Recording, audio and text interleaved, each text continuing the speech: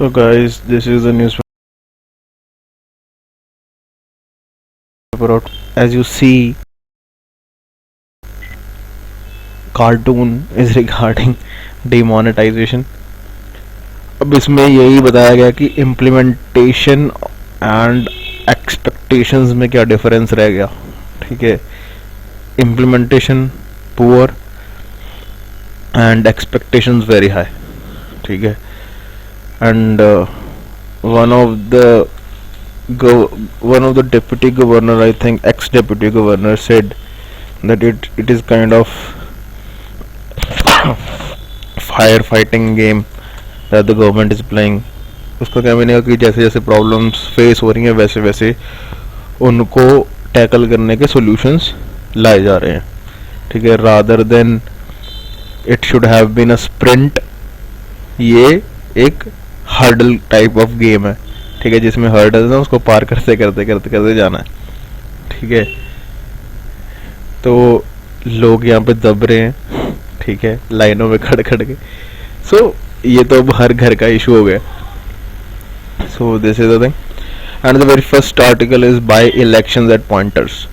अब इस आर्टिकल में क्या बताया गया, देखो यार, बाय इलेक्शंस हुए हैं लास्ट वीक वेस्ट बंगाल में, जहाँ पे तृणमूल कांग्रेस जीत गई है. ठीक है, उसके पहले भी कई इस साल में 4 जगह इलेक्शन हुए हैं.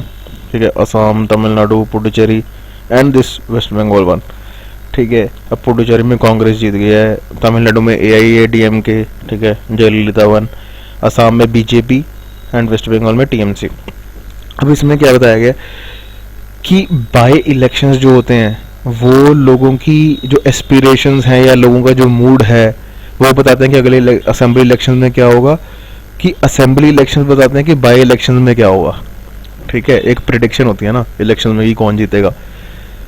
तो इस आर्टिकल में ये बताया गया कि जैसे अब रिसेंटली क्या हुआ कि TMC ने कहा कि अगर हम जीत गए, ठीक है, तो इससे ये पता लगता है कि हमारे एरिया के जो लोग हैं वो परेशान हैं बिकॉज ऑफ डिमोनेटाइजेशन.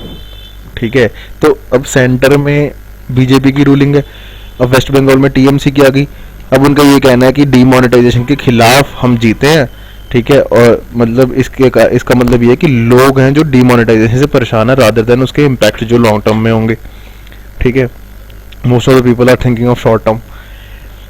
तो इम्प्लीमेंटेशन पुअर होने की वजह से ये रिजल्ट है, मतलब ये साबित करना चाहते हैं. ठीक है, बट इस आर्टिकल में ये बताया गया कि एक्चुअली बाई इलेक्शन है वो असेंबली के इलेक्शन का नहीं बताते. फ्यूचर असेंबली इलेक्शन बताते हैं कि बाई इलेक्शन में क्या होगा. ठीक है, क्यों?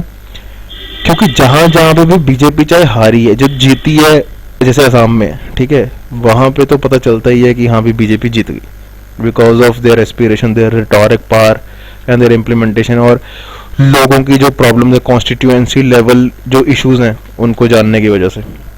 ठीक है, उन्होंने बेहतर जाना वहाँ के एरिया का.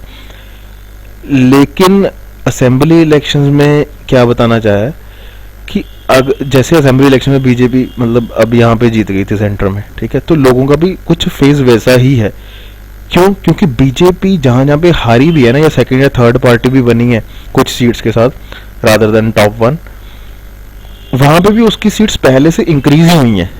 ठीक है, कम नहीं हुई, इंक्रीज हुई. इसका मतलब असेंबली इलेक्शन का बाई इलेक्शन पे पूरा पूरा इम्पैक्ट पड़ा for the ruling party in the centre, which is in positive sense. ठीक है, तो इस आर्टिकल में ये बताना चाहा है. लेकिन अगर हम इसे बड़े लेवल पे देखें, देखो अब इलेक्शंस आ रहे हैं नेक्स्ट ईयर, उत्तराखंड के आ रहे हैं, पंजाब के आ रहे हैं, UP के आ रहे हैं. ठीक है, और भी कई आ रहे हैं. तो जो ये इलेक्शंस आ रहे हैं, अब MP में भी मतलब BJP को एक सीट मिली है. ठीक है, तो ऐसे जो अगले इलेक्शंस आ रहे हैं उन पे भी ये इम्पैक्ट पड़ने वाला है. ठीक है, ये प्रेडिक्ट किया जा रहा है, इस आर्टिकल में ये लिखा है. ठीक है, और डिमोनेटाइजेशन का अब जैसे थंजावुर में था तमिलनाडु में. ठीक है, तो वहाँ पे इलेक्शन कमीशन ने कह दिया था इसी ने कि इसका जो मतलब कि वहाँ पे कैशिंग फॉर वोट्स हो रहा है तो वो नहीं होना चाहिए. वोट्स में बता रहे कि नहीं होनी चाहिए. ठीक है, जैसे अब थंजावुर में था. ठीक है, और अरावकुरिची, आई थिंक मैंने इसे प्रोनाउंस सही किया है. ठीक है, अगर गलत किया तो सॉरी फॉर दैट. तो अब वहाँ पे बहुत ही ज़्यादा हर एक वोट के पीछे इतने रुपए देंगे ऐसा चल रहा था, ठीक है। तो इलेक्शन कमीशन ने डेफर कर देते वहाँ के इलेक्शंस के, नहीं होंगे अभी, नहीं होंगे, लेट होंगे, काइंड ऑफ एडजॉर्नमेंट, ठीक है। तो डीमोनेटाइजेशन की वजह से इलेक्शन पे बहुत इंपैक्ट पड़ा, क्योंकि यार इलेक्शन में बहुत सारी करप्शन है, सभी जानते हैं, ठीक है। बहुत सारे पैसे बढ़ते हैं, दारू बढ़ती है, ठीक है, बॉटल्स बढ़ती हैं, तो काफ़ी कुछ होता है। तो उससे जो डीमोनेटाइजेशन का सभी पे इम्पैक्ट पड़ रहा है, तो वहाँ पे भी इम्पैक्ट पड़ रहा है, ठीक है। तो वहाँ पे अब जो कहते हैं ना लिक्विडिटी कम हो गई है इस चीज़ के लिए, तो इसलिए वहाँ पे भी इम्पैक्ट पड़ा इस चीज़ का, ठीक है। जहाँ पे इलेक्शन डेफर हो तो कैश फ्लोज कम हो गए, तो सभी जगह इम्पैक्ट पड़ा, ठीक है। Corruption had been hit. तो this is the overall article about this. Now the next one is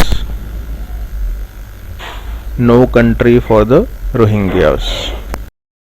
तो नाउ इन दिस आर्टिकल इसमें क्या कहा गया कि जैसे अब म्यांमार का इशू है, Rohingyas is regarding Islamist jihadist बताया गया है, ठीक है। बिकॉज जो एक्चुअली म्यांमार का इशू है, ठीक है। तो म्यांमार में अब राखीने जो जगह है, ठीक है, वहाँ पे ये मुस्लिम्स रहते हैं। तो जो वहाँ पहले देखो म्यांमार में गवर्नमेंट तो लास्ट ईयर ही चेंज हुई है, बेसिकली दिस ईयर ही लगाओ, और उससे पहले वहाँ पे मिलिट्री गवर्नमेंट थी। Military government was under mister junta, ठीक है। तो जो जुंटा गवर्नमेंट थी उन्होंने इन मुस्लिम्स को जो इस एरिया में रहते थे, एक्चुअली ये मुस्लिम काफ़ी डेकेड से यहाँ पे रह रहे हैं, ठीक है, उनका ये कहना है। लेकिन मिलिट्री गवर्नमेंट ने एक मतलब ये कहा कि यहाँ पे इस्लामिस्ट जिहादिस्ट हैं, ठीक है, इसलिए हमारे पे पहले भी अटैक हो चुका है हमारे मिलिट्री कैंप्स पे, तो अब हमें भी मतलब रिटेलिएट करना चाहिए। तो उन्होंने इस एरिया पे अटैक करना शुरू किया और कहा कि भाई हमने तो किसी भी सिविलियन पे अटैक नहीं किया।